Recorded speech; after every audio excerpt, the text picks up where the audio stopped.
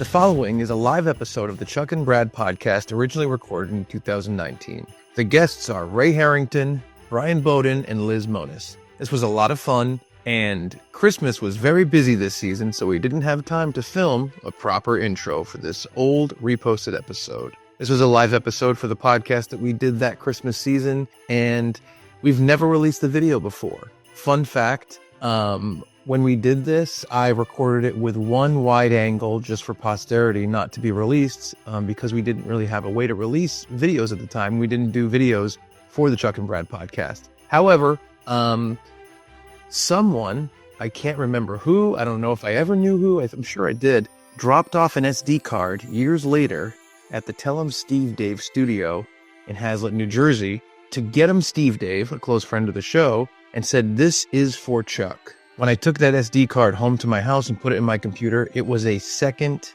angle on the show. So we decided to take that fan angle from the crowd, my wide angle that we recorded in there that day, and we thought, you know what, let's put this thing out. We think the Funbears will have a good time with this. There are a lot of funny things, but you might want to lower your standards for audio and video quality since we did this at a time where we really weren't doing this kind of stuff. Videos and more highly produced podcasts. But we hope you enjoy it. This was a lot of fun to do. Again, this was kind of a step along the way of figuring out Funbearable and getting the three of us together. And it was just a great time.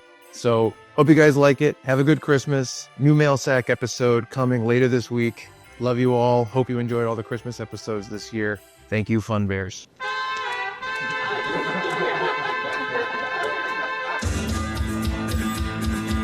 I'm comedian, writer, and filmmaker Chuck State from the punk band Senior Discount. And I'm writer and comedian Brad Rohr from the Providence Improv Guild. And this is the Chuck and Brad Podcast.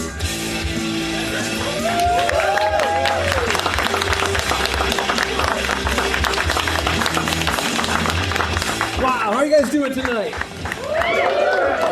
Are you guys ready for the weirdest Christmas event you've ever been to? Come on, are you guys ready for the weirdest Christmas event you've ever been to? I am barely ready. So. Me too. My name is Chuck. My name is Brad. And we do a podcast called the Chuck and Brad Podcast.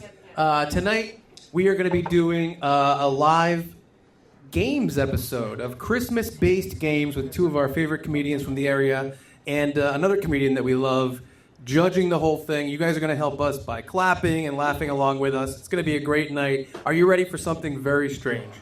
Yeah. All right, ladies and gentlemen, the first person I want to introduce tonight to be part of our Christmas Games episode is my good buddy. You've seen him, Brian Beaudoin. No, the short one. Good, Brian.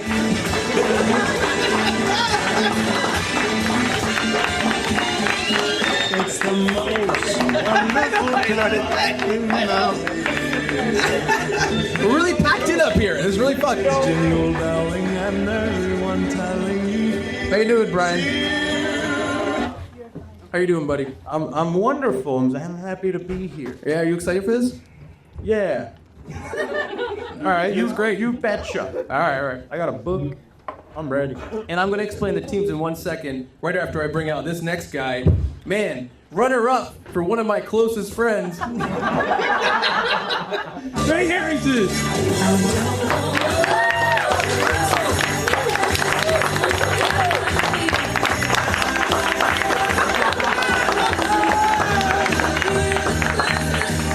That's your mic, Ray. Oh, not.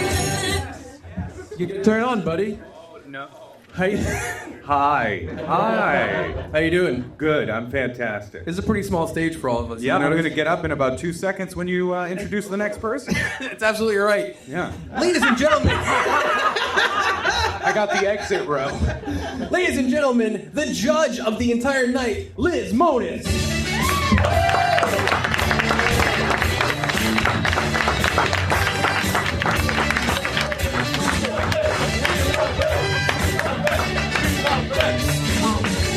Ready, Mike?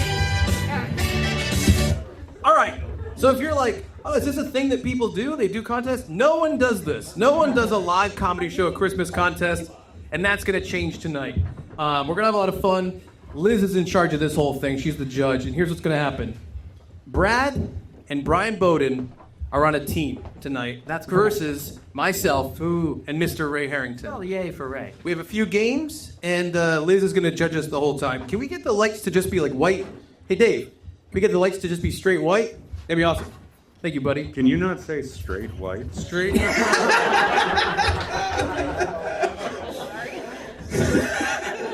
So the stuff we're doing, some of it we wrote ahead of time.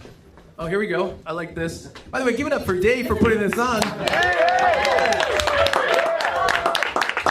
If you want to tell OSHA what's going on right now, if you talk about workplace safety. If you want to reach up and put $1 in right now, I'd say go for it. No thanks. No, there's $3 in there. That's really strange. I like that. Thank you for showing me that at the beginning of our Christmas night.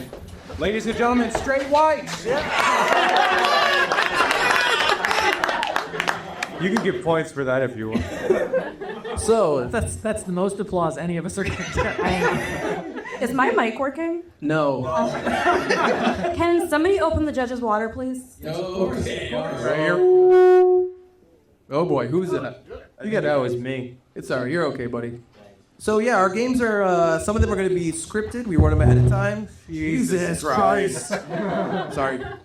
We wrote some of these ahead of time. Some of this is going to be improv. And there's a lot of surprises for everyone. You don't know a bunch of the games. Brian doesn't know a bunch of the games. We have surprises for that team. That team has surprises for us. So the whole thing is going to be a lot of fun. And man, I'm excited to get this going. So Liz, what makes you qualified to be a judge for this? Tell me. I don't know. I didn't have any other plans and you asked me to. That's all it takes. You know what? And give it up. Liz was choice number 6, everybody. That's pretty high. That's pretty good.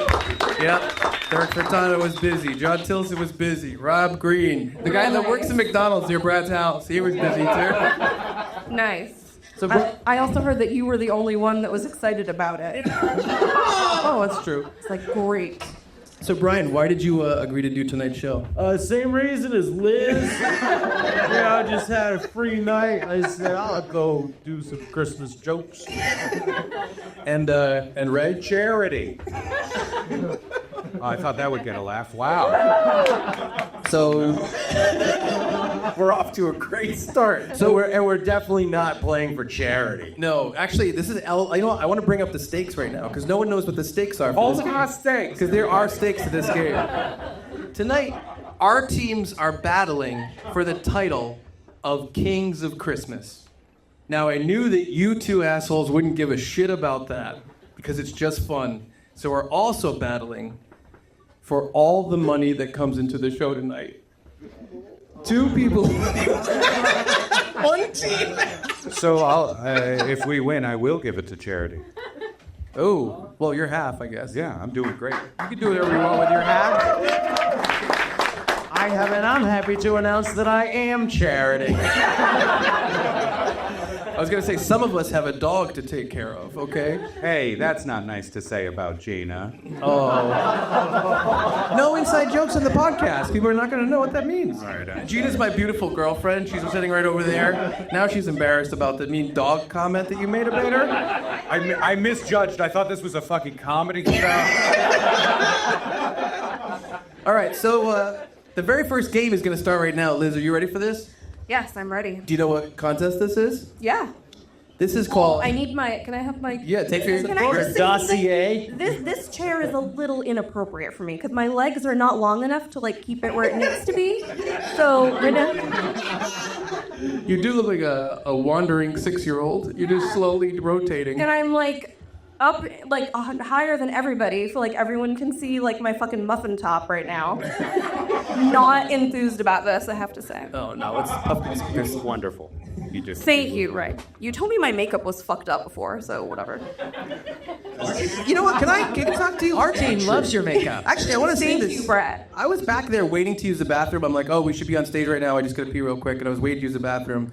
And a girl came up, very polite, nice girl. Woman. And she said, is this... She was 2, so... So she's like, oh, is that the bathroom? And I said, oh, yeah, I'm waiting for the bathroom. And I thought that was appropriate because I was waiting for the bathroom. And Ray is like, Jesus, I'm so sorry for what he just said to you. What was wrong with that? Why can't I wait to the bathroom? There was a vibe. There was a definite vibe. I gave her an eye. I'm not going to lie about that. Yeah. There was a heavy stink. Why are you bringing this up now? I just don't like you criticizing myself and Liz. I think that you should just be happy that you're here with us and celebrating Christmas. Well, now I'm happy that I'm here. First contest. Brad and I love Christmas so much. That's correct. And we're battling for the title of King of Christmas tonight. Brad and I each made a Christmas crown for the Christmas kings to wear. Okay, what are you making that face for? That's the right face to make, right? I'm genuinely excited.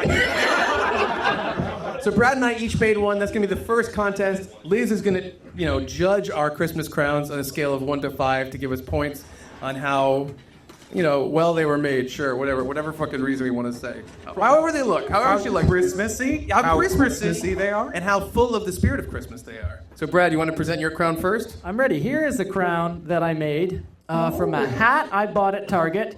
I cut out some aluminum foil to make it look more Christmassy, and then I put the word king on here. And I know what you're thinking. That's obviously king just for Christmas king. Nope, not the case. It is an acrostic, or whatever those things are called. An acronym, something. Where are my notes? I need my notes. You need notes for your own explanation of Yes, I your do. All right, here we go. The K is for Kris Kringle, the old man of Christmas himself. I is for Jehovah, but the old spelling. You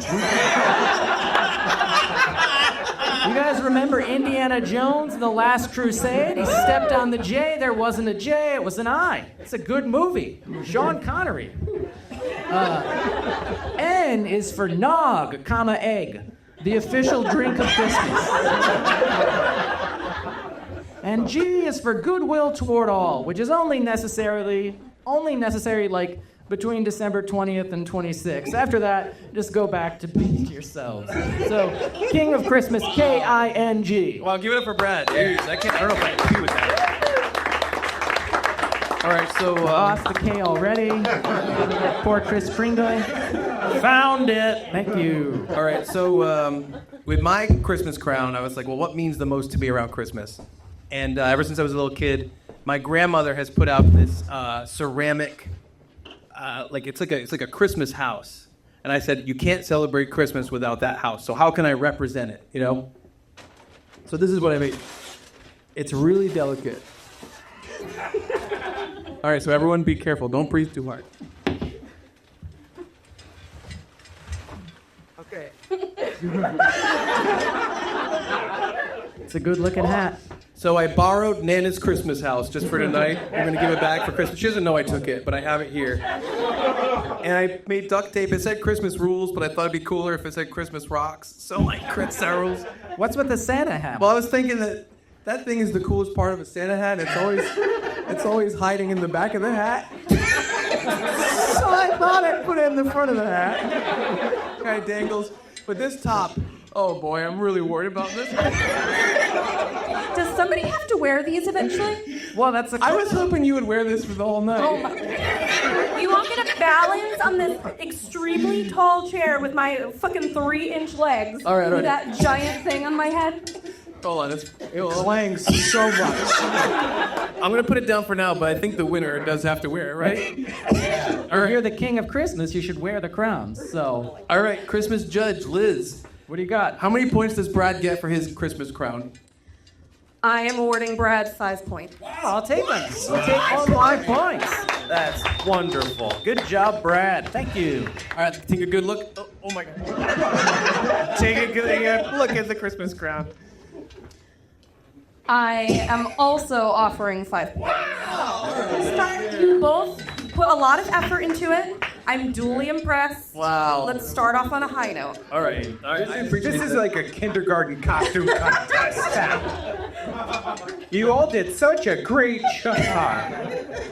All right. And to get the night started, we didn't give any team names yet. So I thought it'd be fun if part of the intro of the night, and what would judged by you, our team names for each team. So Brad came up with a name for his team. I did. And I came up with a team for mine. So go ahead, Brad. Where you go? What a team effort. Yeah. Oh, this is a surprise for you. I knew you wouldn't like my name. Here's the thing, Liz. We know that in addition to being a comedian, you're also a human being with a heart and a soul. And so rather than go for clever and try to be cynical and really fight against the power of the Christmas season, we wanted to be cute and adorable. Now, Brian starts with a B. Brad starts with a B. Christmas is all about jingling things. We are the Jingle Bees. We're adorable. It's not a laughing joke. We're just cute. That's all. I like that. All right, and we're in it to win it. You want to intimidate our opponents? So we're the Yuletide Christmas lunatics.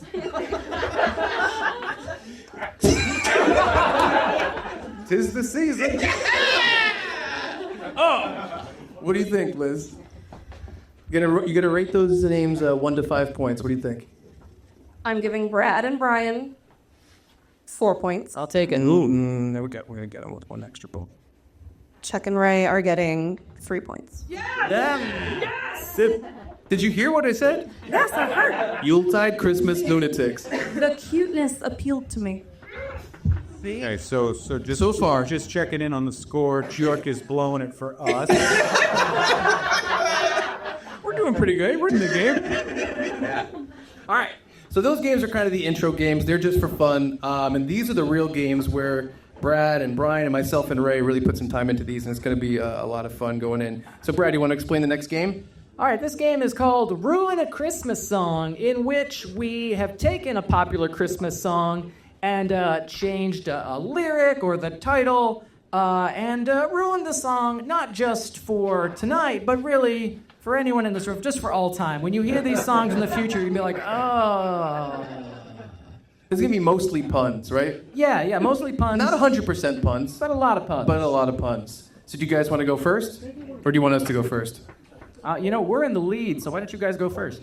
All right. I'm going to level with you guys. You were each supposed to come up with 3 to 5. And, things get busy around the holidays. Everyone has a lot of... What? What are you rolling your eyes for? I didn't. I shrugged. I only got 2. Go ahead. I'm going to throw up with 2. I hope you guys like them. You spent all your time breaking into Nana's house to get that up there. My first one is Cujo the Red-Nosed Reindeer. Nope. Craig liked it. And this next one is actually by Brian, and it's Ding Dong Merrily I'm High. I think that's pretty good. What do you And accurate as fuck.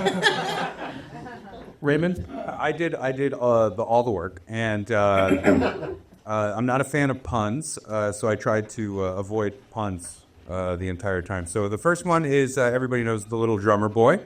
How about the new classic for Christmas, Petty Little Drummer Boy? It fits, and then it's just like, oh no, I have no gifts to bring. Tum-pa-pum-pum. And then I'd have 2 titles that are exactly the same as we know them. I'm just going to emphasize different words. I love this one. I'm dreaming of a white Christmas. Followed up by, do they know it's Christmas?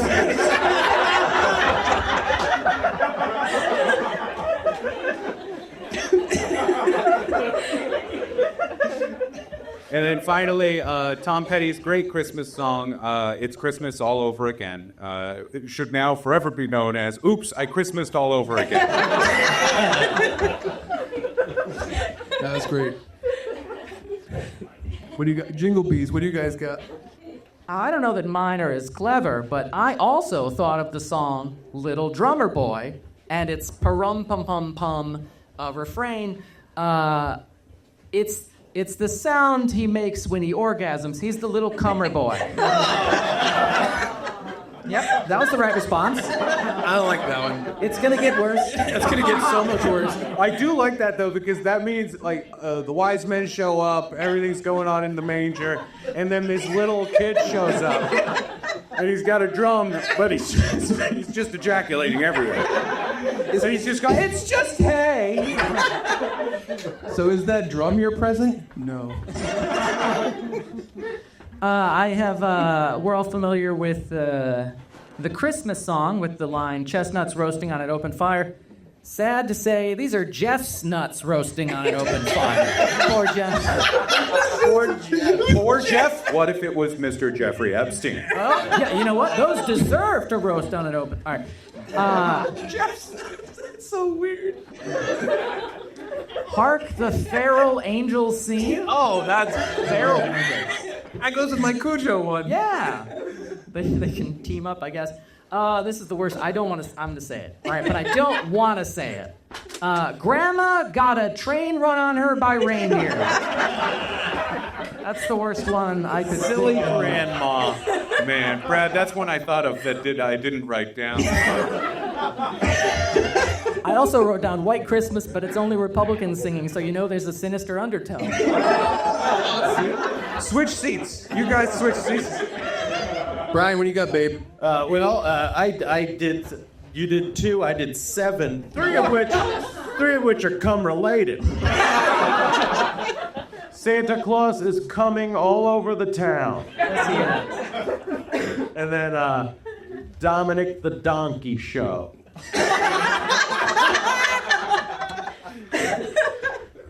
Oh, come all ye faithful, but it's spelled C-U-N. That's the whole title, right? Like now, it says all of those words. That's all of it, yeah. Parentheses. It's going to be one of those songs. It's one of those songs where it's 2 lines on the back of the CD. You'd be like, oh, what's that song? Oh, come all ye faithful, but it's spelled C-U-M. And then come, Rudolph, come, instead of run, Rudolph, run. I saw Mommy killing Epstein last night by Chelsea Clinton.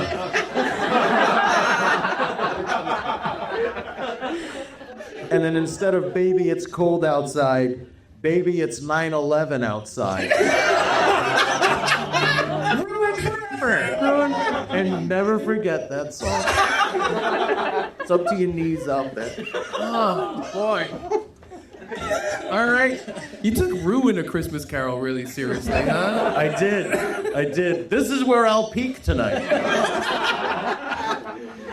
All right, Liz, you got to judge each team on a scale of 1 to 5 points. What do you got? Am I doing teams or am I doing... You're doing the whole team. People? A whole team. Okay. Actually, no, yeah. You know what? You do individual people. Okay. That's good. Old guys sit down. Okay, let's see. Yeah. I'm going to start with Ray. Yo. Ray gets 5 points. Oh, well, good job. Okay, Right. Thank you. Oh, boy. Chuck I don't like this. gets 3 points. That's fair. Wow. Generous. I would say. Brad gets 4 points. Sorry about the cum one. And Brian gets 5 points. Thank you. I'm apologetic about the cards. That was good. Now, one thing Chuck and I built into this was the idea of appealing, kind of extra credits, so we can kind of appeal for more points. Yes. And I would like to present our team's first appeal right now. Yeah, I want to explain it. Basically, we wanted this to be open to anyone to bring a funny idea, and so we said, you know what, if you want to appeal to the judge for extra points, anything you want. And each team can appeal twice during the game, so this is the Jingle Bees' very first appeal of the evening. What do you got? Oh, boy. I like this. You won't. Okay, I can see what it is. Ooh. Is this for me? It is a gingerbread house that reads, "We Heart," and then on the other side it says Liz. Oh my goodness. Just blatant pandering on our That is the most beautiful gingerbread house I have ever seen in my life. Damn, I don't like that. It's going to be tough for you guys to beat that appeal. I know. By the way, I'm bad at crafts. In case that wasn't clear after the hat, I'm going to tell you that this was the best I could do. I am an adult. I appreciate your effort, Brad. Thank you. What is it? So each appeal is going to be judged 1 to 10 points. What do you say, Liz? What do the Jingle Bees get for that appeal? 8 points. We'll take it. Yeah, that's a nice One. appeal. They're pulling out ahead, Ray. I wanted to bring this money home, buy some Christmas presents. It's only the 22nd. So the next game, this one is kind of, it's a different idea. Here's what we're going to do. We're going to take the synopsis of a traditional Christmas movie that everybody knows and loves. And what we're trying to do on each team is present the most misleading synopsis for the movie. And we have the same movies. It's 5 movies. We're going to go back and forth. We're going to each present a synopsis for an individual movie. And Liz, whichever synopsis is funnier for each movie, you're going to give that person 2 points. Okay. How do you want to start this, Jingle Bees? We'll go. The first movie is It's a Wonderful Life. A lot of people have seen it. I watch it on Christmas Eve alone and cry every year. It's my life. It's true. And so our synopsis for It's a Wonderful Life is: well-connected white man commits financial fraud, overdoses on heroin, wakes up on cocaine, then convinces the town to cover up his crimes. Heinous. That's good. I like that. Want me to read ours? Sure, go ahead. It's a Wonderful Life. Taking place between Back to the Future 2 and Back to the Future 3, Marty McFly, disguised as an angel, visits his father on the eve of his attempted suicide. Alternate timelines are created and immediately abandoned. Nobody tell Doc. All right, Liz, what do you think? 2 points for Chuck and Ray. Oh, wow, yeah, I like that. Unbelievable. Oh, are you outraged? I am pissed. All right, Christmas Carol, you ready? Want Brian to read it? Yeah, Brian can. All right, here you go. All right, the next movie is A Christmas Carol. A Christmas Carol. A wealthy man's hallucinations cause him to lose his fortune, and 4 dead people bother an old man. That's pretty good. Ray, what do we got? A Christmas Carol. A wet dream changes one man's life forever. 4 ghosts are super judgy. That's a tough one. I think I need a minute. Take your time. Just remember that there's this gingerbread house with your name. Yeah, take a bite of that gingerbread house. Don't do that. 2 points for Chuck and Ray. Back in this. I don't remember any wetness in that film. All right, well, he was in the snow. That's the joke. All right, Rudolph the Red-Nosed Reindeer. You want to read it? You can go first. All right, Rudolph the Red-Nosed Reindeer. In this inspiration for basketball diaries, a teenager with a physical deformity is ostracized. Santa barely stops a school shooting by finding a way to capitalize on the weirdo. Ooh, fell flat. As it should! You didn't say Christmas once! All right. Rudolph the Red-Nosed Reindeer. A chemically imbalanced genetic abomination of a reindeer is exiled from family and friends, then exploited by his employer/owner, and forced into unnatural, dangerous weather phenomenon to achieve yearly capitalist goals. That's funny. Wow. A lot of anarchists here. Yeah. You guys get it! All right. 2 points for the Jingle Bees. Hooray! That's fair. That is correct. That's fair. All right, Ray, you want to read the next one? Sure. A Christmas Story. We all know A Christmas Story. All right. Now, based on the way the last one went, I'm a little concerned. Me too. Me too. A Christmas Story. Think about it. A metaphorical tale of the rise of fascism in the 40s. Representing German society, an innocent young boy is governed by a rage-filled father who pushes him to obsessive and increasingly violent fantasies of taking up arms. This film is a stark portrayal of innocence lost to the hounds of war.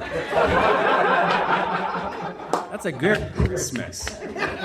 Yeah, Christmas. That's a good hounds pull. The Bumpus is hounds. Yeah, good job. Wow. All right. What do you got? We have the lamp is the most memorable thing in this movie. Young boy Liz was verbally abusive father and codependent mother. His desire for a gun to fulfill his fantasies takes over his life. His father What's that word? Perversions. His father's perversions are on display for the neighborhood to see. Finally, the boy gets his gun and injures himself. All right, Liz. Christmas. Liz.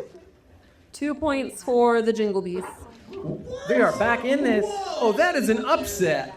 Do you want to take a second to reconsider? Sometimes the sun shines on a dog's ass, Chuck. Are these the dogs? It is true. Oh, yeah, that's right. That time we were. All right. Final movie. Frosty the Snowman. Here is our synopsis. A terminal man spends worrying amount of time with local children. Facing his inevitable final moments, before the life leaves his coal black eyes, he vows to come back for the children and the children's children. Also, he got a hat. Frosty the Snowman. A man wearing only a hat melts to death in front of children. That's all we've got.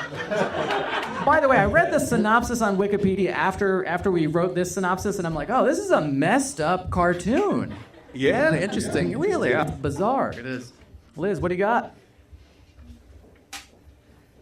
I almost feel bad about this. Oh my God.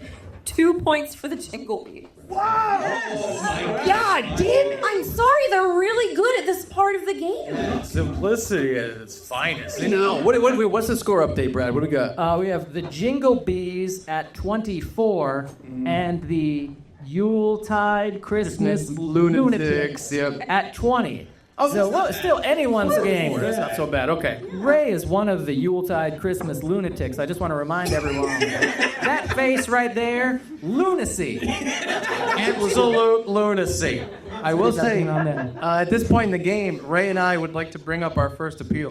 Yes. We have an appeal, Ray. Tell them what it is. All right, we're gonna do it here. What did you make out of Jingle Bees? No, you want to do that? Okay, so Frosty the Snowman. It's very interesting that you brought up the actual synopsis on Wikipedia and the description of that, because when we were looking at Frosty the Snowman, I looked up the lyrics to the song, the poem and all that stuff. It is disturbing, and if you just change the delivery of the same exact lyrics, it is a horrifying ghost story. And so for our appeal, I would like to read to you the horrible, horrifying story of this terrifying man, Frosty. And if you'll allow me to do that now, Chuck is going to help me out here as the child I tell the ghost story to. I can't believe I let you borrow my propeller beanie for this. This is word for word the Frosty the Snowman song. Here we go. Ready? Yeah. Frosty the Snowman?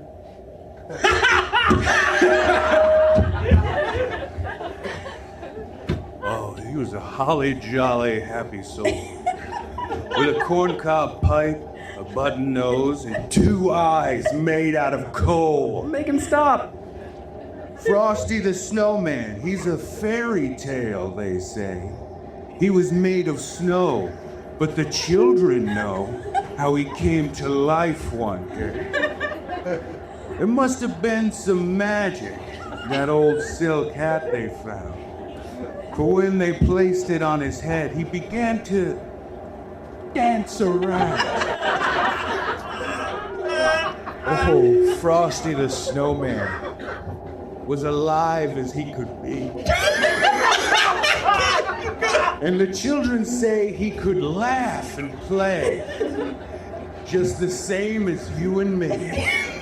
Oh, Frosty the Snowman knew the sun was hot that day.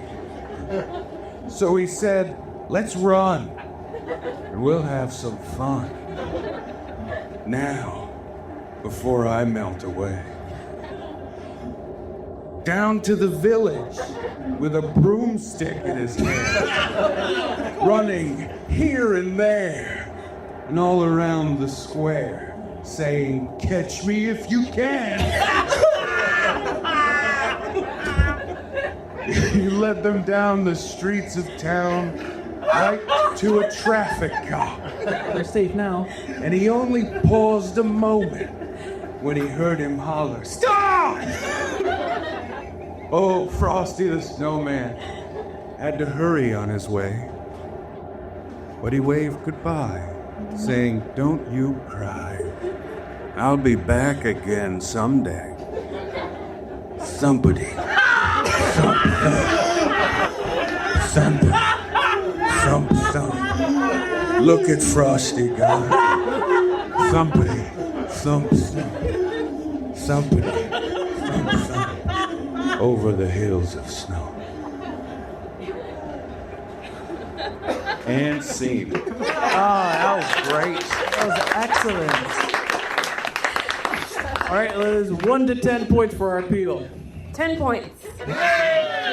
I'm not going to argue with Theater wins again. No, that was wonderful. That was very intense. Absolutely. Wow, back in the lead. I love that. Yes. You're not, but okay. Okay. Well, I think you said 20 to 24. Yeah, that was. You only got 2 more points on your. I forgot to add our appeals in. Oh, good. You were just wrong about the math. Yes. Perfect. Yes. That's what I like to hear. Yes, 32 to 30. So this next game is going to require a little bit of crowd participation. This game is called Pitch a Christmas Special. And here's what's going to happen. Each team is going to be given a series. Could be a movie series or a television series. And they have to come up with a Christmas special set in the world of that series. So what we're going to do is we're going to get a couple of suggestions for a series. Movie series, TV series, anything you can think of that would be difficult to set a Christmas special in. So who's got the first one? Any ideas? Yes? The Cosbys. The Cosbys. Oh boy. Okay. I forgot that there'd be the Cosbys. Who else has got one? Yes. 24. Okay, that's an interesting one. Ooh, that would be fun. Can they be combined? I saw one back there. What do you got? Game of Thrones, of course. So that would come up. We're probably going to take about, 5 or 6? We'll take 6 and we'll count them. I don't know. It's right there. Law and Order. Law and Order. Oh, in the back? Oh yeah, the halftime sun. Perfect. That's my favorite game football show. Oh, was it the show? Was I Did you just throw out the Super Bowl halftime show for a Christmas special? Please tell me that's what she was talking about. Is that what you just did? the TLC show? Oh, Okay. I don't write that one down. What is that? No one knows what that Nobody is. knows what that is. No one knows what that is. What a sick bitch! I made it. House of the Rising Sun, Penelope. Never heard of it? Well, that's because I just made it up. Planet of the Grapes. All right. Who else? Right there. 90 Day Fiance. 90 Day Fiance. All right, let's do one more. Who else has one? Yes, sir. Hee-haw. So we had a couple planned, and none of them really came out. Let's do one more for fun. Storage wars. Ooh, cops. Live PD. I just made it up. That's my favorite mix. All right, so we got our games, and we're gonna reach into this satchel, and we're gonna pull out a white piece of paper that has one of these series. Thank God, because I thought we had to remember all that shit. No, I saw him write it down. We're gonna pull it in. Whatever we pull out is gonna be the special we have to do for whatever series this is. You want to do it? All right. All right, go ahead, Ray. So we're going to pitch a Christmas special that is Law and Order. Law and Order. Law and Order, the Christmas special. Okay. All right, you know what? All right. Let's do it. Immediately. Oh, no, you guys have to pull, right? No, they'll pull afterwards. Otherwise, they could think about it, and that's unfair. Oh, that's not fair. So immediately we know if it's Law and Order, it has to open on someone unsuspecting. All right, I'm gonna say somebody's Christmas shopping with a friend. Couple of gal pals out getting some presents. Okay. Oh, their hands are all full of bags. Some Bloomies bags. Some Filene's basement bags. They went right from Bloomingdale's to Filene's basement. They've got the bags, and it's like, well, I'll tell you, I'm not telling Steve what I got in. And they're walking down the street, and then they round a corner, and then what do they find? Chuck, and I think you know exactly what it is. Half man, half reindeer. No, okay, no. That's not right. You didn't think that was the trick? No, it's a body. They have to find a body. Yes, that's Wait, right. this body is half man, half Okay, reindeer. half man, half reindeer. Body of a half man, half reindeer. The bags scatter. All right, yard sale on the sidewalk. Oh, he's just dressed as a reindeer. That's good. That's more believable, I think. Man dressed as a reindeer. That's right, yes. Okay, fine. Yes. They find a dead man dressed as a reindeer. Yes. The gal pals gasp. Dun dun. Right? Now we're into it. The mystery is afoot. The police come to investigate. Yeah. Oh shit. There's a crime scene investigator swabbing the reindeer man. He stands up and immediately goes, there's semen all over them. Hold on. And now it's a Law and Order SVU. All right, I'm going to be one of the... It's a crossover episode. It's a crossover episode for the holidays. Hold on, I'm on... Christopher Maloney's there. I'm one of the cops. You're one of the cops. We just did the... Look at the body. Oh, you did the look at the bodies? Doesn't sound good. There's blood all over the tips of their antlers. He was the aggressor. Now, did you run a DNA test on the blood sample along with all that semen they found? Someone's doing that right now. It's gonna be an Act 2. Now, listen, I'm no chief of medical examiners, but it's clear to tell this man definitely drowned in semen. Oh man, we should have worked backwards. I know. Where's this gonna go? Anyway, some real interesting procedural stuff happens. Ice-T quips something. Ice-T shows up. He's like, yeah, that's definitely semen. Hey, Bells, get in here. And then Richard Belzer's there. Bells, they call him Bells. So it's very festive. And then they check it out. And then they go and they interrogate three suspects. Hold on, ready? One of the girls from the beginning works at a semen bank where they have a big vat of semen that they just a big scoop. Wow. Chuck, how do you think a sperm bank works? Do you think people donate sperm to a sperm bank and then they go, thank you so much, and they take the little cup into the back where there's a big vat? So they plumb the ladder. And then they just pour it in and add it to the mix? Like it's a Willy Wonka mixing vat? I think they might even throw the cups in sometimes if they're being lazy. And then Augustus Gloop falls in. You know, that wouldn't be a bad idea.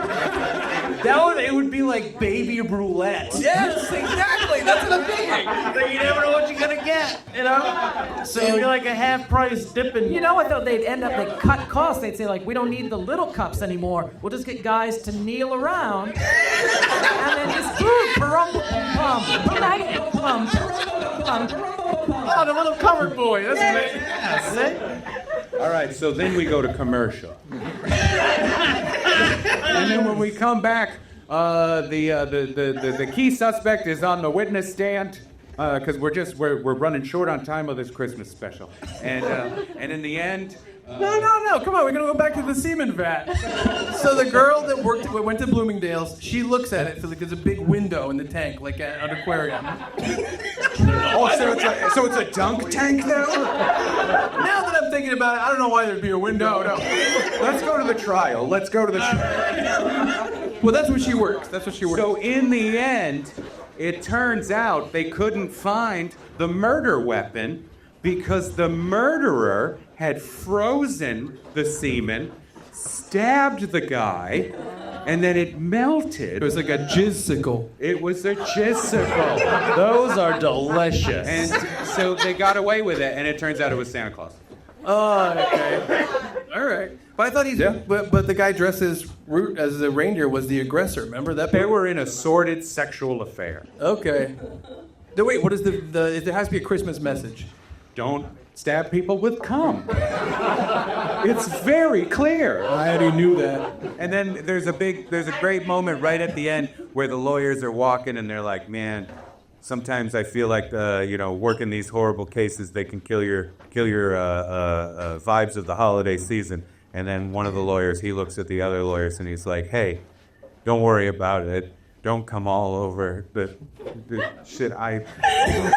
And then they share a cum sample. And then they all laugh, and then they walk away, and then produced by Dick Wolf. And that's the end. It's the end. And you know what? Honestly, in the writer's room, they were like, this isn't about Christmas. How do we make this about Christmas? And they all just sang, Have Yourself a Merry Little Christmas. It's such a nice song that by the end, you're like, oh, this is about Christmas. Yeah, it was touching. Yeah, I thought so, too. Yeah. All right, that's our Christmas special. Liz, do you want to... Let's see what you do. Yeah, well, do you want to... All right, 1 to 10. What was that worth? I don't know. I need to point something out. How many times are you guys going to bring up cum and jizz and semen and... Tonight, at least 5 or 6 more times for me. Liz, it was an SVU episode. Like, I'm only working within the rules. Fair, but, I mean, that was the 3rd time you guys have talked about jizz. That's like an episode of Half Sun Showdown without football, right, guys? Yeah. Okay, I'm... Well, if we get Cosby, jizz is definitely being brought up. And Heath. All right, you guys ready? Pick us a winner, Brian. Oh, boy. Like Leas's case. Let's see. 24. I like that. That's fun. Yeah. The crowd does not like that at all. I was rooting for 90 Day Fiancé. Oh, yes. That would have been good. They were just Santa talking directly to camera, like, well, she's supposed to get here soon, and I'm a little nervous. All right, guys. Jack Bauer was jerking off on Christmas Eve. You guys have to do your whole one with half sentences for each person. And then what happened? His phone rings, and it's CTU. Oh boy, I'm really trying to remember 24 at this point. It's CTU, and they said, hey, there's a terroristic threat that is going to fly over the city tonight. And Jack Bauer's like, look, I'm just a cop. I can't police the skies. And they're like, hang on, we need to introduce a new character for no reason. And that's the Russian guy who was going to fly over the city in Santa's sleigh. Uh-oh. Because he took Santa Claus hostage and just jizzed all over him for no reason at all. Okay. Go ahead, Brad. All right. So Jack said, I'm sorry. They said to Jack, they go, you gotta either destroy Santa's sleigh and save the city or save Santa Claus. And Jack Bauer said, I'm gonna do both, motherfucker. And he set off to the North Pole in a snowmobile. Wow. Through Canada. This is a long hour of television. Oh, yeah, definitely. Well, you got to figure it's 24. We're doing the whole season. Okay, it's the whole season. It's the whole season. We got it. Okay. So then it's 6 episodes of him just snowmobiling through the Canadian wilderness. It's a ride. It's a hike. He's just riding. He's just riding. Oh, checking his watch. Can he ride through our episode of Law and Order? This is like a fun crossover. And at one point, he runs over a guy in a deer costume who was covered in jizz. He's like, today's not my day. Meanwhile, Jack Bauer's attracted daughter is on a date with me and Brian. Yep. Both? Yeah, both of us. Okay. Yeah. And That's how we do it. And I excuse myself to go use the restroom or something, and I come back and they're gone. And you're covered in semen. Well, covered is a strong word. But they're gone, and I'm like, oh no, like terrorists have kidnapped Brian and, is it Kim? No, was that the word? Jenny? No. Rebecca? Elisha Cuthbert. Stacy? Amber. Amber Bauer. That's her name. Yeah, and they're gone. And then, then you cut back different shots of Jack still riding that snowmobile. But it turns out that they were just hooking up in the car. It was my car. Brian swiped the keys. It must have been a minivan. Yes. You guys are in this a lot. I didn't know we could put our. We weren't in the Law and Order episode at all. It's new characters. It is season. It was some of our jizz in the tank. That was, yeah. Oh, you know what? We do show up in the background as guys that work at the bank. Yeah. And I got one line, and it's in my IMDb. I had a speaking credit on this episode, and I just walked by and I go, God, it stinks in here. The only thing funnier than cum is stinky cum. Write this down. Well, I've got good news for you guys because you're also in our episode of 24. Oh, yeah. But you both work for the Russian. So you have Russian accents in this, and as I forgot what they say. Good. Yeah, we are Russia. Doing my This best. sounds like a sumo wrestler. Yeah, that's what it was. That's what it was. He was making fun. Hey, let's do a fun thing where none of us do other accents. I just said Guten Tag. I didn't go for an accent. Well, that was way off. I know. okay. So you're in the background discussing, I don't know, Russia, and God, it stinks in here. that's your catchphrase. It is. We're still in one episode? It's just 24. It's Christmas Eve. Okay. Anyway, Jack Bauer, he's going after Santa first, so he saves Santa from the Russians. So he goes into the North Pole. He saves Santa, beats up Ray and Chuck. Is Ray and Chuck? Yep. Yeah. They're up there. Ray and Chuck are up there, and Jack Bauer just fucks them up. Like he's giving a karate chop, and Ray just keeps going. Oh! Every time he gets hit, he falls back and knocking shit off the walls. And one episode is the fight. That's an hour fight. And Ray's out of breath for most of it. Jesus, Ray, man up. Meanwhile, I'm plowing his daughter, right? So wait, Jack Bauer's daughter or my daughter? Because I don't have a daughter. Jack Bauer. Amber Bauer. Amber Bauer. Yeah. We're still hamming it out in the car. Jack Bauer's beating you up. I have to wash dishes to pay the check that Brian and Amber ran out of. Yeah, that's just me. It's just Sandra. Got a hairnet on. I really threw him under the bus for that one. You know, she and I were not a great match. So as we finish up, her phone rings and she picks it up and she says, "Hey, Dad." And Jack Bauer's like, "What are you doing right now?" And she said nothing because we were done. So he's like, "I just beat up these two Russian guys and saved Santa Claus, but I got a hell of a ride back to the city. So can you keep a lookout for Santa's sleigh in the sky?" And she held the phone and she looked at me and she goes, "It's my dad. He's kind of crazy. He thinks Santa's sleigh is going to blow up the city." And I'm like, "Well, let's go look for it, right?" You step out of the car. I walk out of the restaurant, and we look up through a cloud of weed smoke, and we see Santa's sleigh. We see it. And you're like, how high am I? Yeah, I'm like, wow, that must have been some great pussy. Because I can see Santa's sleigh. It's real. Oh my God, it's right. I think this show's gonna get cute. We're on network TV. In any event, we somehow team up with Jack Bauer. We I don't know, jump out of a plane. Yes. We beat up some terrorists. Maybe it's the two of you, just in different outfits. And we land on the sleigh, and then we come down.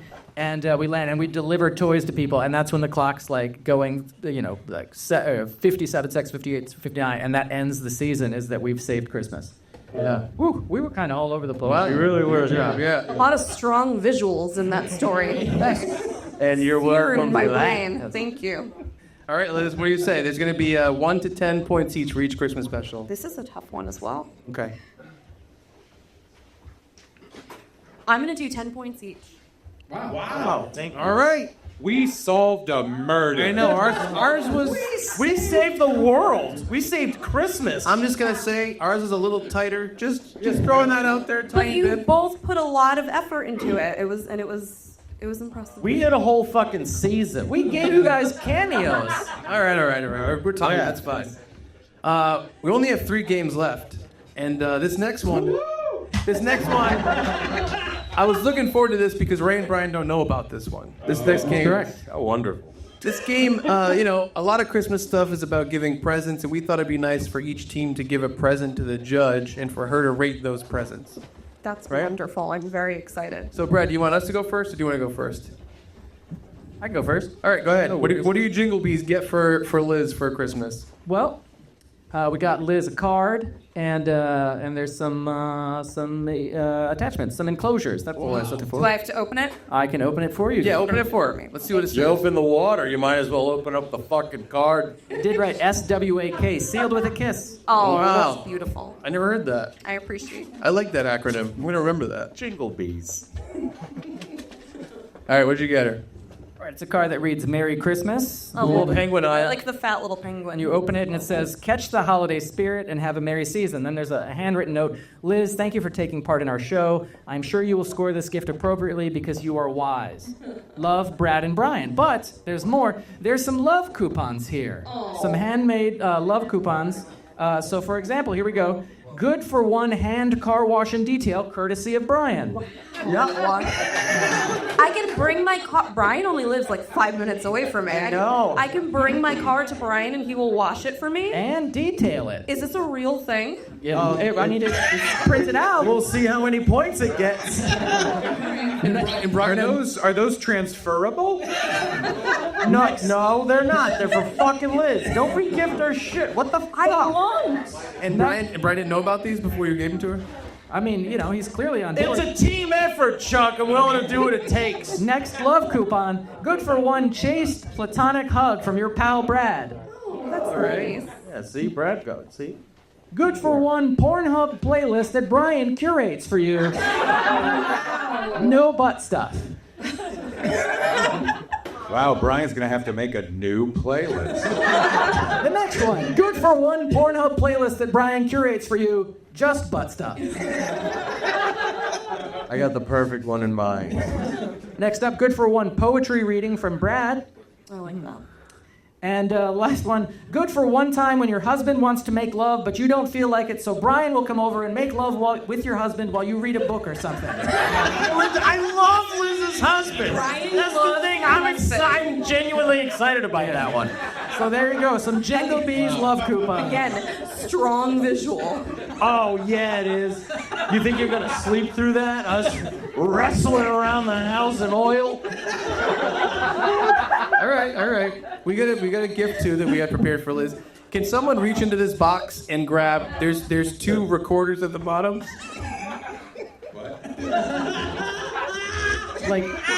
Like tape recorders? Like music recorders. Music recorders. Remember in when you were in 3rd grade they taught you how to play the recorder? Remember this? I got you this recording. So here's the thing. Everyone knows "Rockin' Around the Christmas Tree," right? You guys know that song? Yeah. You know? Right? Oh my goodness. Are you guys gonna play it? Oh, hold on. So in that song is a famous saxophone solo, right? You might remember. This is it.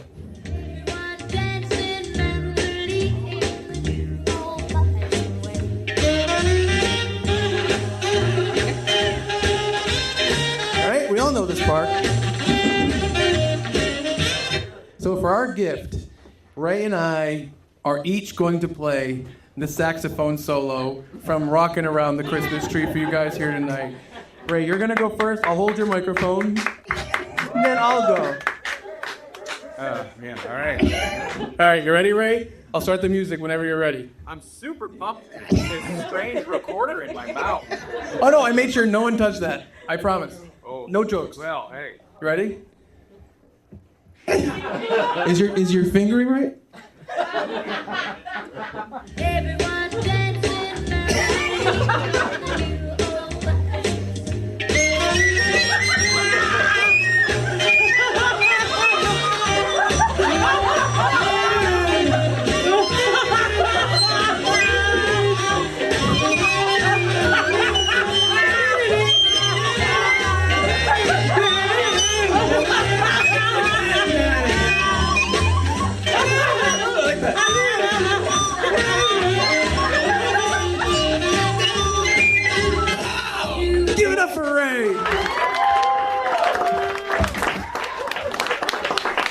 Now, my idea was, men, I'm going to set up this thing so that Ray has to play the recorder terribly in front of an audience, and I'm going to practice for a month and learn the solo so I can top it and do it perfectly. But like I said, Christmas is a busy time, you guys. So I hope you like the same joke twice. Hold my microphone, Ray.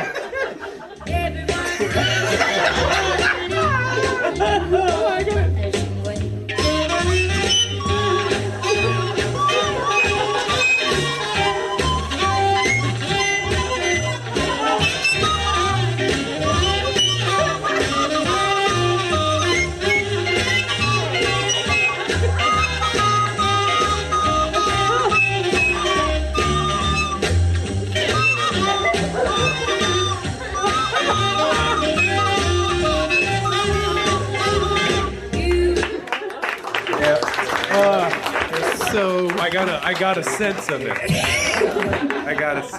I did learn the first two notes. I don't know if you noticed that. The first two. I could tell. They were correct. Can I just say, however you feel about that, I was a foot away from him. And his face did not make me feel comfortable. The recorder is so much harder to learn than you think. All right. Let me just say it, like 6 weeks ago when Chuck and I were like, oh, what games can we do? Chuck said, you know what would be funny? Is if I made Ray do a lousy job on the recorder and then I came in and just killed it. I'm like, oh, that would be funny. And this was the results. You definitely killed it, Chuck. I like to think that that's a beautiful metaphor for most of the projects you involve me with. All right, Liz. 1 to 10 points for each team. What are you going to rate? So wait, those performances were a gift for me? Is that what that was?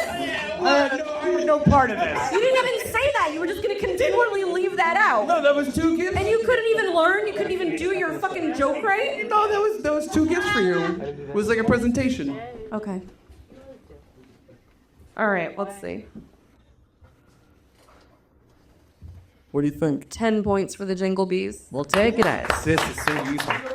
I want those fucking coupons. Yeah, I know they're in here for you. I know. I'm going to have sex with your husband, Liz. This will be great. I might not use that one. We'll see. Oh my God! Wait, so That's the only one I want you to use. We'll see how my marriage goes. hold on a second. I hope it. There's no expiration date in there. All right.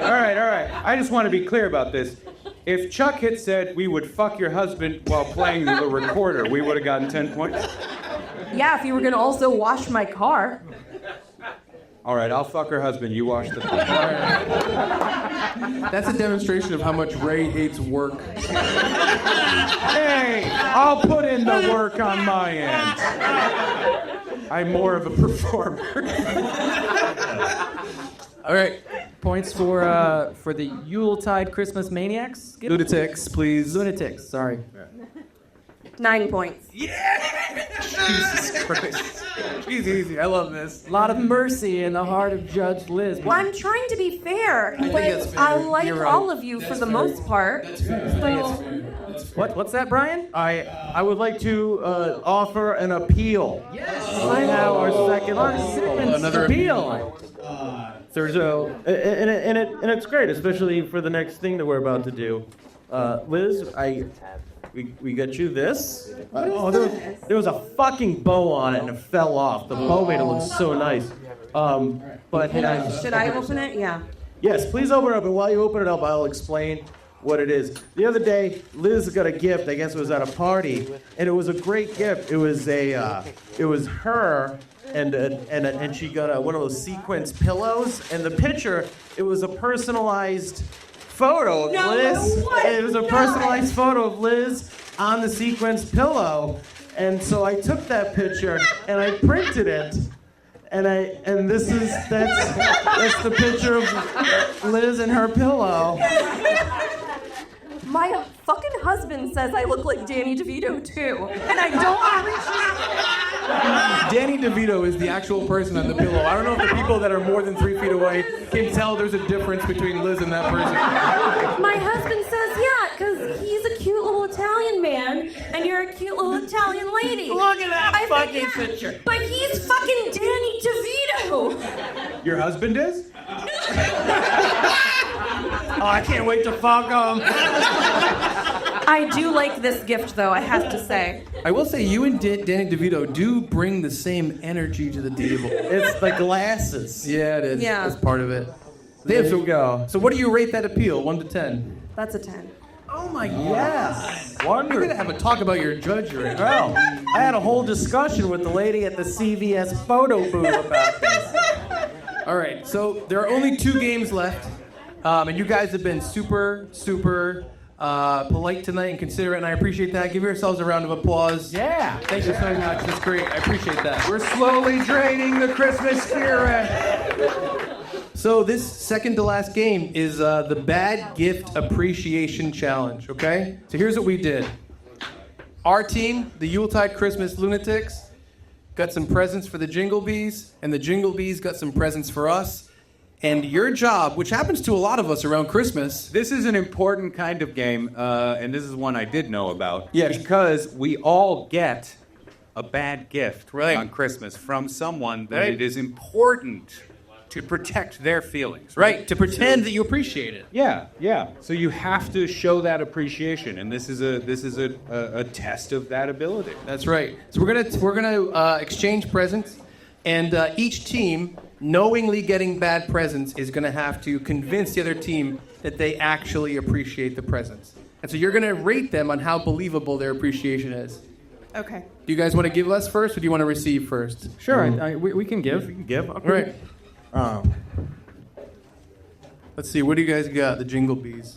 All right. Oh, you guys get a lot of presents for us. That one is for Ray. All right. Here's one for Ray. This one is for you. Well, thank you. And then I also have this, and there's 2 very similar things in here, and you each get one. Oh my A God. lot of gifts. Yeah, a lot of gifts. Do you want to start yours? All right, whatever you want. Give them to me. There's a lot of gifts. These are all I beautiful. thought we were in like one thing. I know, me too. That's what I thought. Okay, all right. Well, Brian and I didn't discuss that. So Is one from each team, back and forth. Yeah.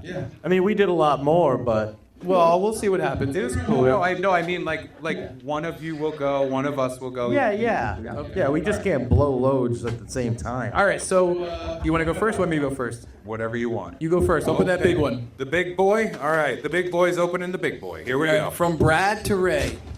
What is it? Can you hold, Hold your mic. I put a lot of thought into this gift. Oh boy, it's got duct tape on it. You know it's good. Yeah. I'm excited. All right, here we go. Yep. Oh boy. A lot of tape. Yeah. It is.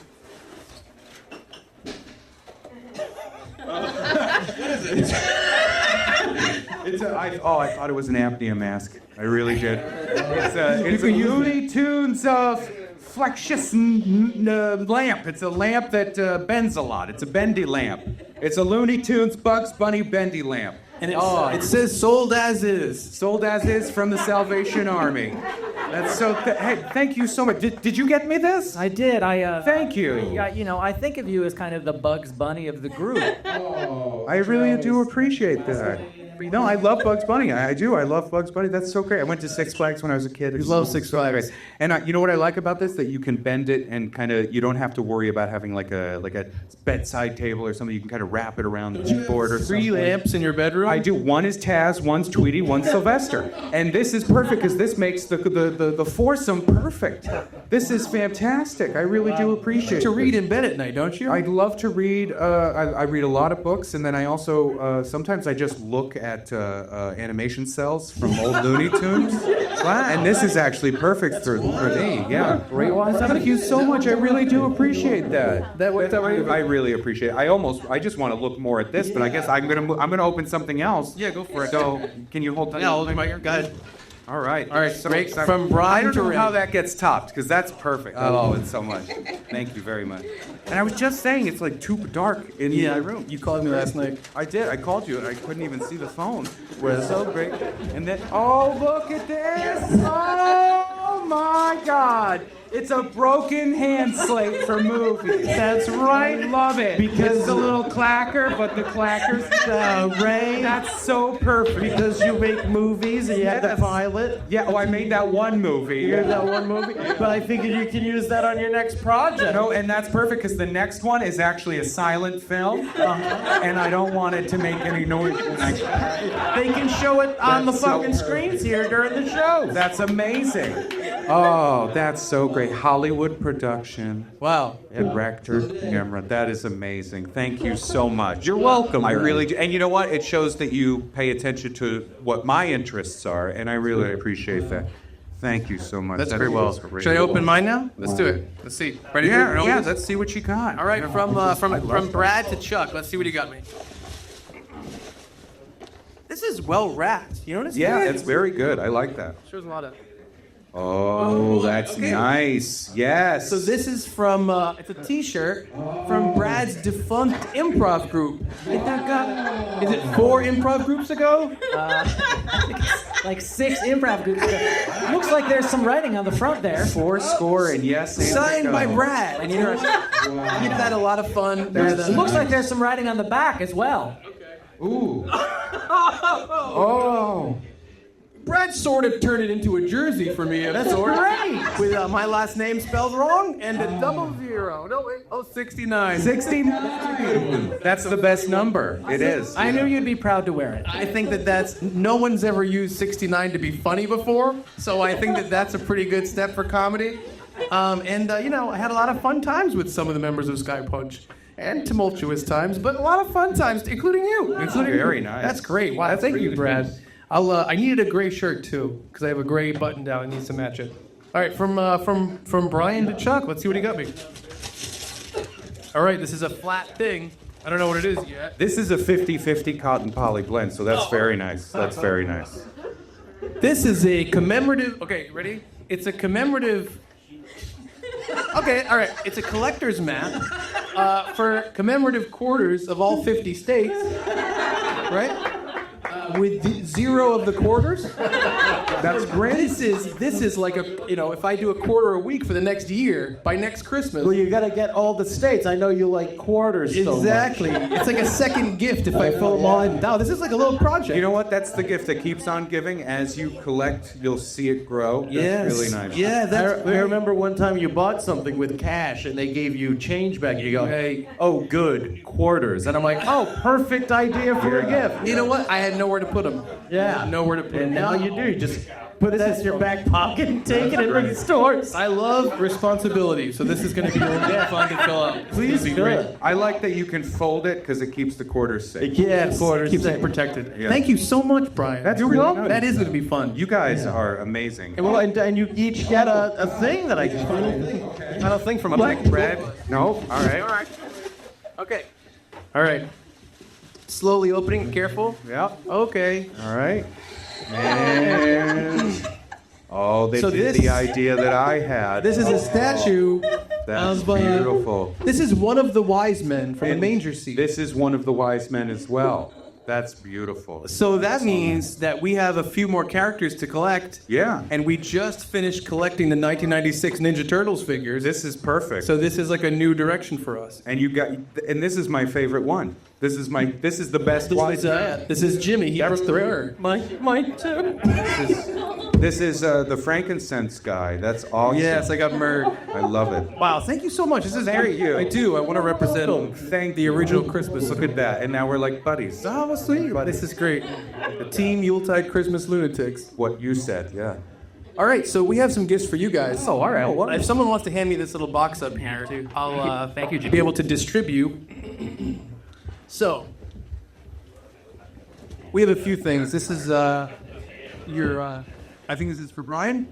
That's for Brian. This is for Brian from Renee.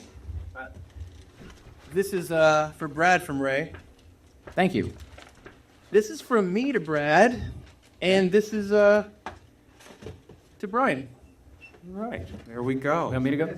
Hey, you can go first. All right. I'll go open your gifts. My gift from Chuck to me. I'll hold Expert. your microphone. Yeah, thank you. Yeah, hold the microphone. This is a touching one. Great wrapping job. Really well done. Thank you. And we put a lot of thought into our gifts because we love our friends. Yeah, right. Nothing. It's an album here. Myron Cohen at the Royal Box Americana of New York. Everybody gotta be someplace. So what do you think about it? True. This works so well. All right, here's the thing. I want to know more jokes about husbands and wives and lovers, and that's his first bit. Also, I'm like, I need more elephant stories in my life. His next bit after that, 2 elephant stories. So really, So you told me you love Myron Cohen. Yeah. You told me you love him. Yes. But I found out recently that he's a convicted pedophile. No. No, he is. So how do you justify that? I separate the art from the artist. Oh, that's interesting. Can you, we separate the art from the artist. Can you take out the inside? Yeah, I'd love to. Because since Brad separates the art from the artist, I don't know if he's going to like the inside. You know? Go ahead, Brad. What does it say? To Brad, me and you are exactly the same. Myron Cohen. So wait a minute. If you separate, you must not like the gift then. No, I love the gift. But this means a lot. But you don't like Myron Cohen. No, it's the art of the signature. You do. It is. You can hang that up anywhere. Okay. All right. I don't know. It just seems like you might not like it if you don't like that guy or personal He signature. looks like Buddy Cianci. He does a little bit. All right. I don't know a lot about Rhode Island, but I know that people love Buddy Cianci. Hey, All right. go ahead. Next gift to me from Ray. From Ray to Brad. From Ray to Brad. What do you got? You're going to love it. No way. No. It's 17 magazine from August 2001. And I got that for you because that was the last month of innocence in America. August 2001.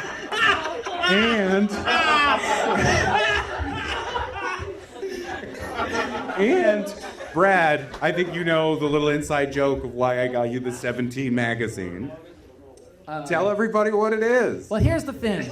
I love Sarah Michelle Gellar. That's not a joke.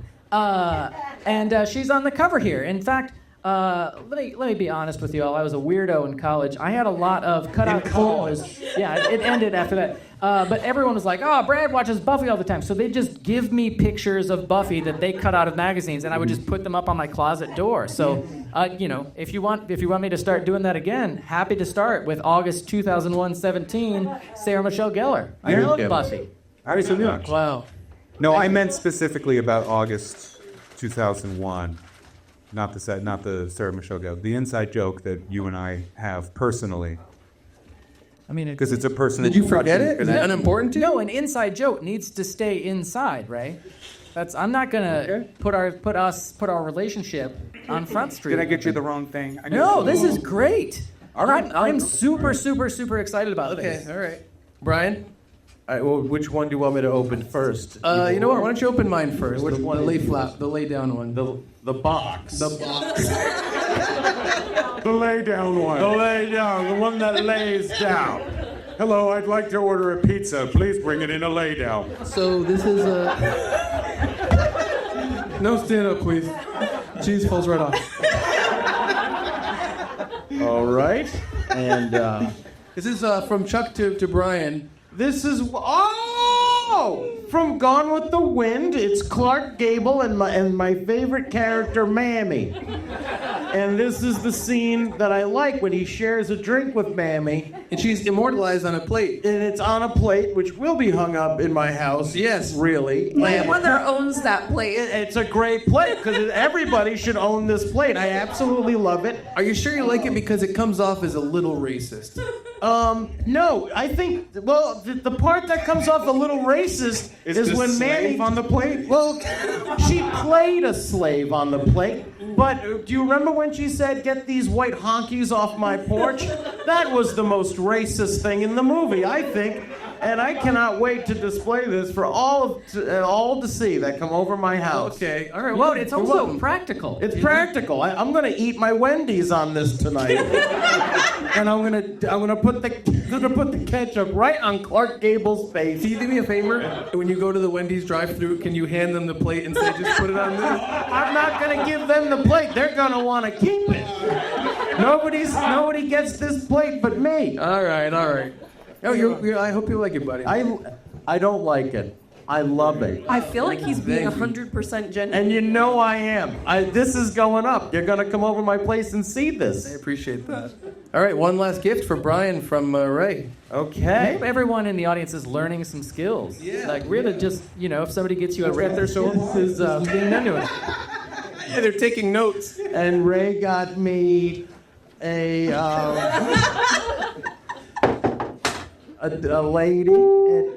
Oh boy. Hold on. It's a boy. It's a boy. Congratulations. Ray got me a boy. And I feel like the guy on Brad's gift would really enjoy this, but it's all mine. Yeah, Myron Cohen. Oh no! Myron Cohen would enjoy. What is it? Oh, was this Brian, it was a riding horse and you broke it. I did not break the riding You definitely did. Was it like this? It was when it was in the bag. Unbelievable. I think you guys might have been a little rough on the drive over. Oh, we're so sorry. I didn't And so think. now it's just, I like him dragging the horse's head. It's a symbol. And Brian, that all of this was kind of a fun goof. Yep. But you know why my gift to you and my gift to Brad go together. So explain that to everybody. How your gift to me and your gift Goes for the 17 magazine. Brian, you know why a cowboy doll and a 17 magazine from 2001 go together. Well, everybody knows that Sarah Michelle Gellar used to be a boy, and that was before everything went down. And she was actually the model for this particular doll. I don't know if you guys knew that. She had to stand very still while they crafted the doll. And that was hard to track down. I'm sure it was. These are very rare. I hope you don't already have one. No. Okay. No, not like this. Not like this. All right, you know what? August 2001, I was not going through a great place in my life, and I called Ray and just laid it all out, and I was like, I don't know how I can go on. And Ray said to me, look, if Sarah Michelle Gellar can go from cowboy to vampire slayer, you can make it through tomorrow. I didn't want to say it, but really it's a testament to Ray really being there for me. Yeah. So. I'm going to let that horse head hang. That's a lot of wisdom in a 17-year-old boy in 2001, right, Ray? Yeah. That's how old you were, right? And isn't that true? 18 years ago? Sure. Okay. All right, Liz, what do you say? Bad gift appreciation. Who was more convincing? So each team will be awarded 5 to 15 points on how convincing they were. Ooh, that's a lot of points. I am awarding 15 points to the Jingle Bees. Is that as high as we can get? Yes, it is. Beautiful. They were very convincing, and Brian was 100% genuine with both of those gifts, I'm pretty sure. 50% of those gifts. Okay? Yuletide Christmas maniacs, lunatics. 10 points. Oh, my God. All right. Wow, the crowd is not with you, Liz. I'm just letting you I'm know. going to say upset. And that brings us... Liz, you're here to judge, not pander. Yeah, that's Brad's job. Yes, it is. Yes, it is. All right, so that brings us to our final game. And I'm really excited for this because we got a special guest to be here tonight. Ladies and gentlemen, the final event tonight is the Roast of Tiny Tim. And all the way from 1840s London. Here is Tiny Tim. When you're on the morning girl, when you're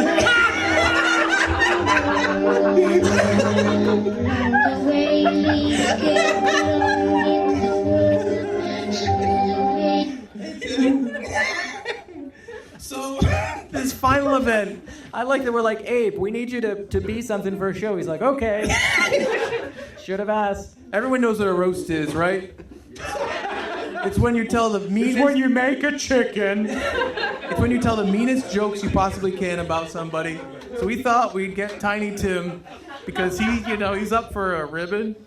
A ribbon? No, people wear ribbons for him. And each team is going to present 3 jokes about Tiny Tim and the roast of Tiny Tim. Three total jokes? I thought it was each person. Each person. Sorry, each person. And you're going to give us 10 to 20 points to each person on how good the jokes are. So who wants to go first in the roast of Tiny Tim? I would love to go first. I've done a roast before, and I felt terrible afterwards, and I was like, I'm never going to do a roast again. Here we are. And here we are. Drip him up, Brad. I'll say this, though. Tiny Tim totally deserves being roasted. Tiny Tim, you rickets-having motherfucker. Tiny Tim is so poor, he has to get a coupon just so he can pay attention. Pre-transformation Scrooge was right. Tiny Tim should die and decrease the surplus population. Not because he's poor, just so none of us will have to look at his stupid weasel face anymore. That one's about Abe. Hey, Tiny Tim, you've got an old man paying your bills these days. Wonder why that is. Rumor has it Scrooge calls you Tiny Tim not because of your diminutive stature, but because of your young, tight anus. He said it's like sticking his old shriveled prick in a Chinese finger trap. I'm done roasting forever. Wow. Jesus, Brad, that was a little bit dirty. I didn't expect that. Neither was I. Oh, the microphone? Yeah. Battery time. So, we're going to go, let's go team by team. Sure. Do you want to go first? Would you like me to go first, buddy? Either way. I'll go first. Go ahead. Here are my jokes, my roast jokes for Tiny Tim. Who, again, deserves it. Right. Tiny Tim, you noodle-legged, black-lunged, doomed, ugly child. Don't breathe on me. Tiny Tim coughs a lot, limps, and never stops saying he's freezing. Pick a disease, drama queen. You know what would be a Christmas miracle? If for once this piece of shit died in Act 1. All right, that's one joke. My favorite thing about Tiny Tim is that he believes that his family actually wants him to stay alive. He's dumb enough to think that his poverty-ridden parents are happy to have another temporary mouth to feed, when the truth is that every time he goes to bed, the family Cratchit prays for a terminal coughing fit they pretend not to hear. What's the only good thing about Tiny Tim? If you buy him a pair of shoes, it turns into 3 gifts. One is the first shoe. When that wears out, you've got the other. And the third gift is the shoebox. Perfectly good coffin for Benjamin Unbuttoned over here. Wait, just thought of another good thing about him. You only need 1 pallbearer. No. Those are my jokes. Tim is usually smaller. So pretend he's smaller. Pretend he's a child getting thrown. This is the smallest guy I could find. Oh, that's great. All right, Brian. All right. I feel bad roasting Tiny Tim because he can't stand up for himself. Tiny Tim, look at him. He wears his pants, his little coat, and he wears a handicap. Tiny Tim is so crippled and poor, he's special needy. Tiny Tim's favorite game is Marco Polio. That's funny. Done. All right, I think Ray is going to bring it home. What do you got for Tiny Tim, Ray? A shoe. No, I didn't sneeze. That's just what Tiny Tim asked for Christmas. A shoe. 1 lone shoe for the foot he has. But don't feel bad. People don't mention this, but Tiny Tim is actually 32 years old, living with his parents and refusing to get a job. He has a crutch. Not for any disease or malady, but because he slipped on his own cum Thanksgiving night. Again with the thumb. Yeah, and twisted his ankle. It's a temporary injury, Tim. The ghosts were going to visit Tim that night, but they were turned off by his constant masturbating. I think it's horrible that Tim is pretty womaning his sugar daddy Scrooge just because Mrs. Cratchit's uterus crapped out 6 months into a 9-month pregnancy. This half-baked bastard is draining the system, his family, and his unwashed Victorian era penis dry. Just everybody at the table for Christmas, just like, oh, what's that smell? What's that smell? And then Tiny Tim, it's me crippled dick, sir! Oh boy, Liz. I know, this is gonna be really tough. All right, you have to take each person and give them 10 to 20 points based on their roast jokes. Okay, I'm gonna start with... With Brad, because he started. Okay, I'll start with Brad.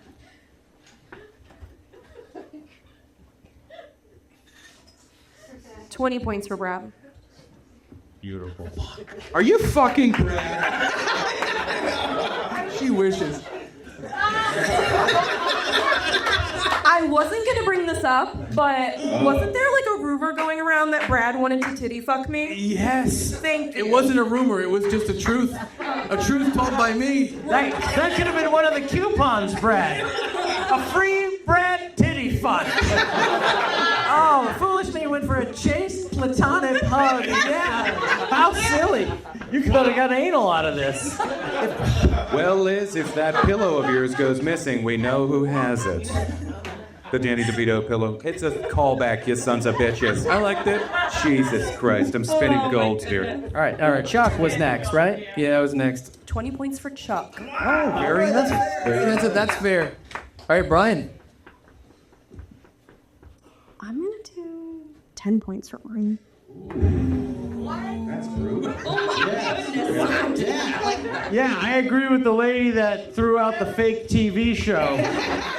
But that's absolute horseshit. That's because I made it up. I still love that. You know, Ray. Sorry, I called you Ryan. Okay, Ray. I'm gonna do 15 points for Ray. Wow. Now, I have one more thing to say before we close this night. Yeah. What's that? Appeal. Yeah. Hold on, Tiny Tim. Tim, you get your ass back over there. Oh, God. Our appeal is 10 one-liners for Tiny Tim. Let's keep this going. It's like a rapid-fire roast. We're going to go back to back. All right, here we go. Are you ready? Yeah. The Cratchits are so poor they could only afford half a kid. Seeing Tiny Tim reminds me of my childhood, but only because I used to put my ugliest G.I. Joes in the blender. Tim! You're so sickly. When I first met you, I thought I had the sixth sense. Timmy, you're so fucked up, you look like shit in 1840s London. Mission Tim Possible. No. Temporarily out of order. Pinocchio was more of a real boy. Timothy, you're such a sickly little fuck. I saw a kid with the plague, and next to you, he looked like he belonged on a Wheaties box. Looking at whiny Tim over here, there's one thing I know for certain, that Bob and his wife are brother and sister. Tim, you living cocktail shrimp. I just want to break off your bottom half and throw it in a dumpster amongst the garbage where it belongs. All this talk about Tim Boy's fucked up leg and we're not even going to mention his insanely small dick? Hey, uneven hawking. Crippled dogs have a hard time finding a loving home, and they have 3 good legs. I only have one question for you, Tim. What's your fucking plan here, Timbo? That's the last. That's our appeal. That's it. That's a good appeal. 10 points. Ooh, all 10 points. 10 points. So we have not added up the score in a little bit. Brad is taking the score. Brad, what is the final score for Chuck and Brad's North Pole podcast party? So the team of the Yuletide Christmas Lunatics Oh, that means we lost. Oh, boy. score 104 points. Yeah. the team of the Jingle Bees scored 107 points. Very good. Kings of Christmas, Brad and Brian. So here's the hold on, actually, yeah, let's put the Christmas crowns on. That's for Brian. Here's the Christmas crown for Brian. All right, hold on. Stand up. I'm pretty proud of myself right here. Thank you. Very delicate. Be careful. That's an heirloom. Good, I'm good. I can't wait to hear the song you guys sing to the champions. It's falling. Sing it. Oh boy. This is right in my And officially, my vision. all the money from the show tonight, I guess. Thank you. You could tell because it's got dollar signs on it. That's official. We're buying Wendy's tonight. This is really wobbling. It is very klingly. It's clangy. It's so fucking clangy. Well, guys, thank you so much for coming out to Chuck and Brad's North Pole podcast party. Did you guys have a good time? I'm glad. Thank you guys very much. Give it up for Brian Beaudoin, Brad Rohr, the lovely Liz Moniz, Ray Harrington. I'm Chuck Stade. Thank you very much. You guys have a good night.